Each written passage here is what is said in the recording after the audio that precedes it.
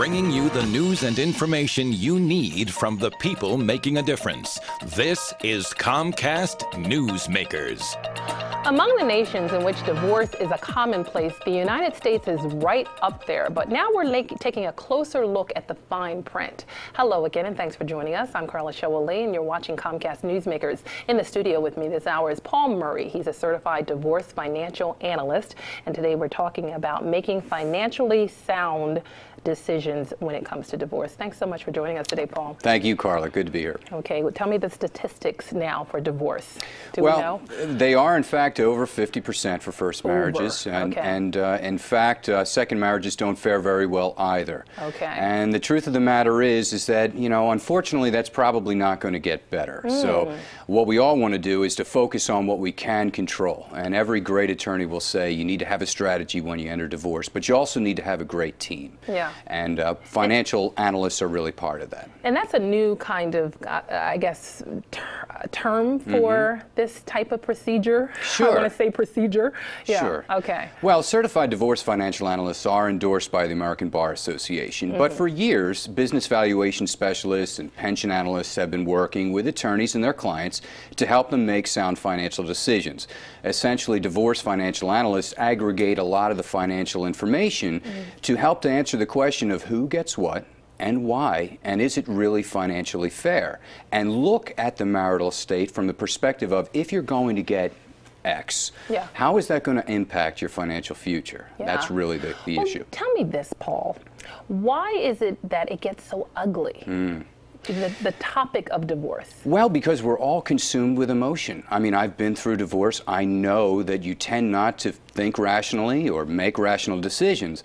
And working with a financial professional can help to reduce some of that emotional stress, because the difference between feeling as though you may have made a mistake the day after or not, in terms of the dissolution of the marriage, is that, you know, if you have an understanding of how this is going to impact you going forward, it can lessen some of the stress. It can take some of the emotion out of it and get us back to thinking rationally. Once the kids are taken care of, and once we've already decided we're not going to be together anymore, we need to make sound financial decisions. And they talk about there are two approaches to it, the fault-based and no fault-based, right? Right. Is that still the issue? Well, it's not really an issue here in the state of Pennsylvania. There's no fault. Yeah, so that's kind of adopted in like 49 states, the no fault-based. Right. Okay. Right. And so really the issue again is, you know, let's try and take some of the acrimony and the animosity out of it, and let's look at these financial assets, the home, the vacation home, the 401k, the stock options, the privately held business, and let's really decide what is worth fighting for and what is not. All right, so say if I'm going through a divorce, which I'm not, I'm happily married, but if I'm going through a divorce, what would the first thing that you would take a look at as far as me coming in and expressing the fact that my husband and I are divorcing?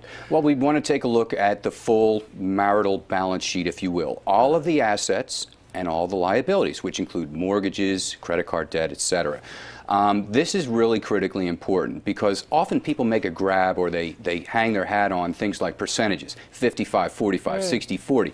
What's more important really is understanding what assets you might receive and how that ultimately is going to build an independent financial future for you going forward. And I guess it gets more complicated depending on how many homes you have. Oh, yes, absolutely.